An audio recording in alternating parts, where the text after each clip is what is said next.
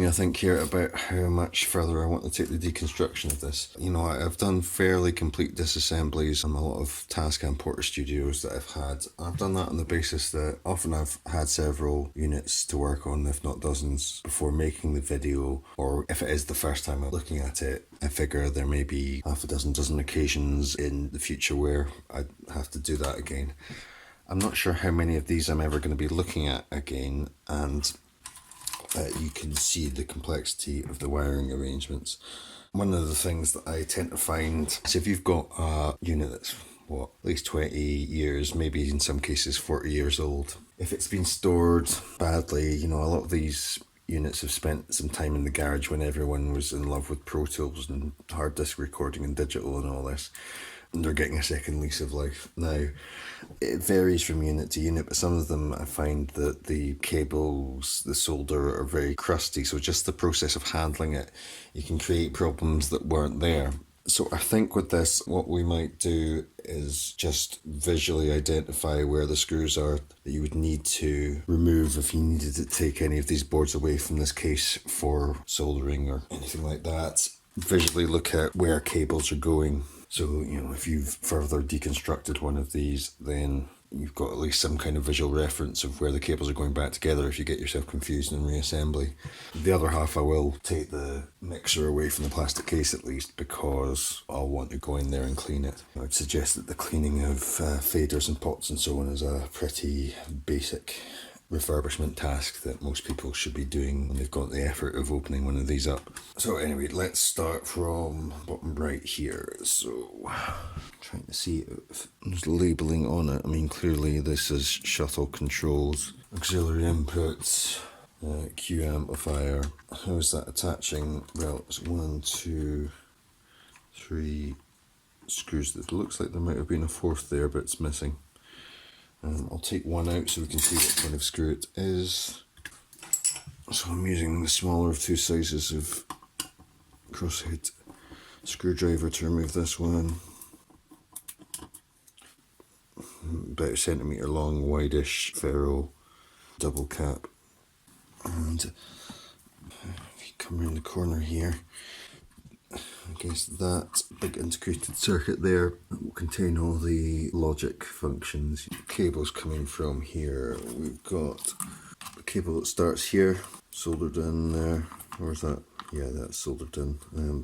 Blue identifier. That's going to this DIN socket. It says to master, so I guess that's something to do with... We'd need to see a manual for this. Is it SMPTE? Is it MIDI synchronization? But anyway, there's a 5-pin DIN cable back there. It's running that socket.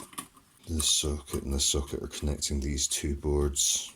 The cables are connecting these two boards. We've got a thicker cable here with the green identifier. That is going... Yeah, it's going over here to the power filtration board. So this will be the input for all the power to all of these boards. Moving on to the cables for this one. We've got yellow header, red identifier. I'll just cut this cable tie here. I'll probably regret that. Right, so that's terminating here. That socket is communicating with the record amplifier board back here. That's the smaller of the two record amplifier boards. This one's for the stereo cassette player on the right. This one's for the multi-track cassette player on the left. Red header here, that's running around the front. Orange identifier, where is that going? So that's winding up here. I guess by the size of it that's the master oscillator, so it's the section of the multi-track record playback board with the master oscillator on it. Maybe I do need to lift this up. It looks like there is another board under there. There's another screw here, folks, in the middle. I don't think I mentioned that one earlier. A little washer in some of these screws as well. There's a screw on either side. The screws on that were so stiff I ended up removing the bracket. Both screws here, 2 out of 3 screws here, those were narrow ferrule short black screws, much like the ones that were attaching the cassette players to the bracket. 2 little screws either side and open that up.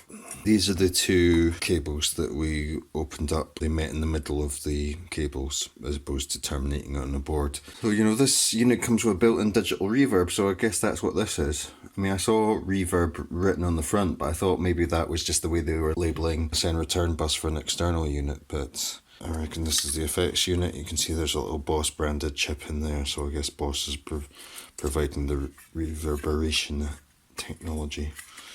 So surface mount digital reverb's absolutely outside of my meager skill set, so if the digital reverb isn't working on this, unless there's something wrong with the cables, I would just wave the white flag at that. But at least now you know, out of just curiosity's sake, where the board is, what it looks like. I'll go off screen again and put that back together. Any other cables that are coming off here are either going to be terminating on one of these boards over here, or jumping over parts of the same PCB, or jumping over to this PCB. So when I come back, we'll focus on figuring out where the other end of all these leads goes. One end here, one end here. Orange identifier. Soldered in at this end where my hand's tapping. Red header over here, bunch of black cables. Cables with a blue, red and blue again identifiers respectively, coming from 3 locations where my 3 fingertips here are. By the way, the reason I'm wearing granny gloves is this is Scotland, it's fucking freezing. The heating on it's still fucking freezing. Anyway, the one that starts here ends at this junction here. I need to cut this. So confusing.